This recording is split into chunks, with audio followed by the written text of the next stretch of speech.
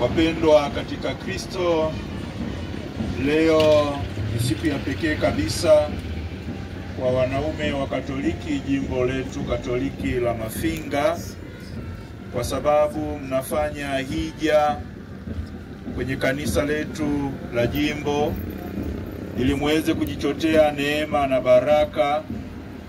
Ni wakati mwafaka wa kila mmoja wetu kujikabidhi kwa Bwana wetu Yesu Kristo na kuyaweka maisha yake na ya familia katika maongozi ya Mwenyezi Mungu.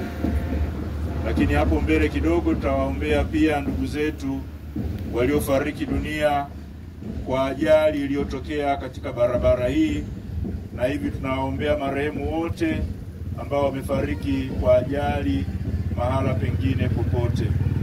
Sasa tuandamane kwa amani. Kwa jina la Kristo, amina. Thank